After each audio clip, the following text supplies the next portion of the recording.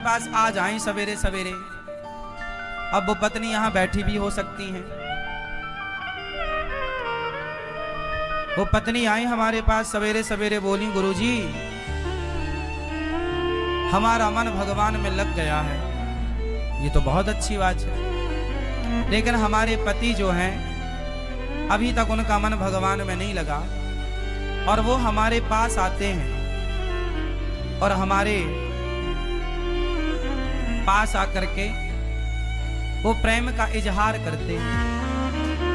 हमें तो अब सारे विषय वासनाओं से मन हट चुका है, मन भगवान में लग चुका है, लेकिन हमारे पति देवता का मन अभी तक भगवान में नहीं लगा। हम तो ब्रह्मचारी बन के अब रहना चाहती हैं, पर हमारे पति अभी ब्रह्मचारी नहीं बन पाए। क्या करें? हमें बहुत मन से असंतुष्टि होती है जब हमारे पति हमारे पास काम भाव लेकर आते हैं।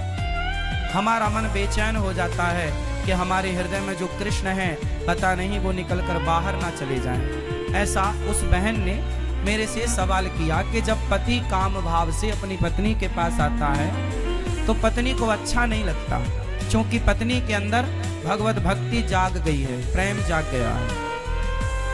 ये सवाल आप में से बहुत लोगों का भी हो सकता है, बहुत पुरुषों का भी हो सकता है, बहुत स्त्रियों का भी हो सकता है, पर चूंकि सवाल बड़ा अटपटा है तो लोगों को पूछने में भी संकोच होता है, इसलिए हम आपको इसका समाधान देते हैं। मैंने उनको ये बात समझाई, बता दिया उनको। शायद यहाँ बैठी हो तो वो चूंकि ऐसे प्रश्न सवाल माइक में तो वो कर नहीं सकती थी,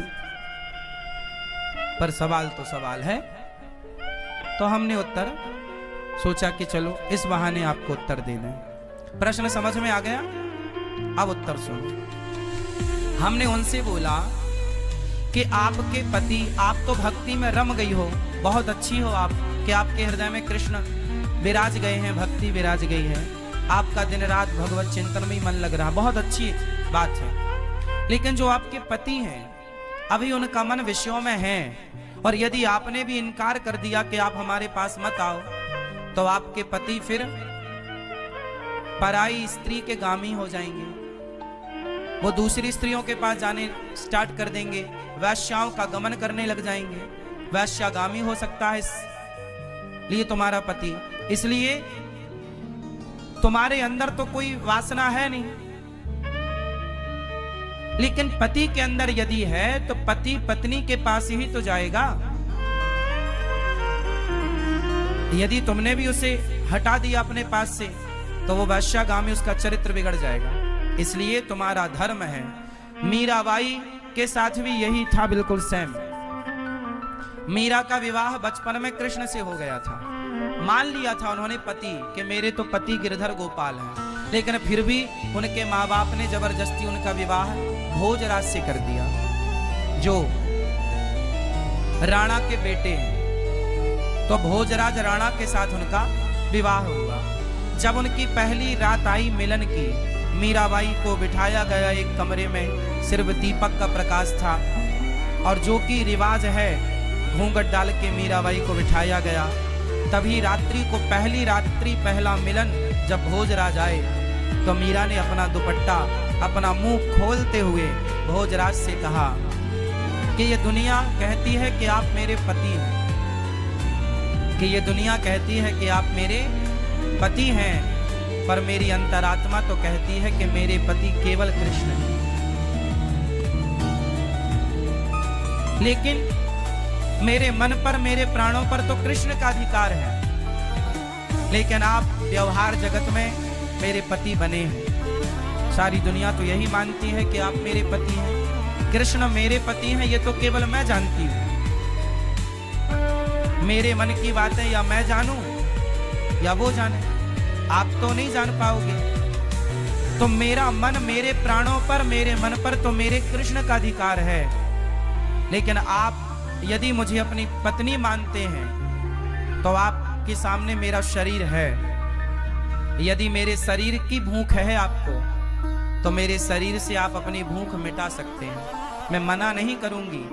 आप मेरे शरीर से अपनी भूख मिटा लीजिए, लेकिन मेरे मन पर, मेरे प्राणों पर तो मेरे गिरधर गोपाल का ही वश है, कब्जा है।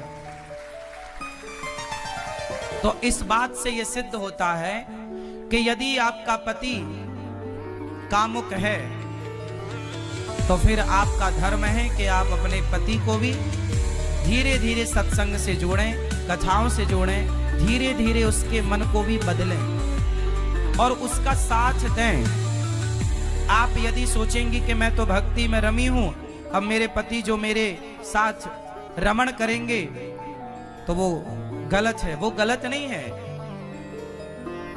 आपका धर्म है कि आप अपने पति को खुश रखें, प्रसन्न रखें, धीरे धीरे उसे भी सत्संग से जोड़कर। देखो, मन बदला जा सकता है, मन बदला जा सकता है। कैसे? सत्संग से। यदि स्त्री भक्ति करने लग गई और पति को छोड़कर चली गई तो तुम्हारा कल्याण होगा। तुम्हारा धर्म क्या है कि यदि तुम्हारे हृदय की शुद्धि हो गई है तो तुम अपने परिवार के सभी सदस्यों की, अपने पति की, अपने बच्चों की भी शुद्धि करो हृदय की, अपने भक्ति के प्रभाव से, अपने जप, अपने तप के प्रभाव से।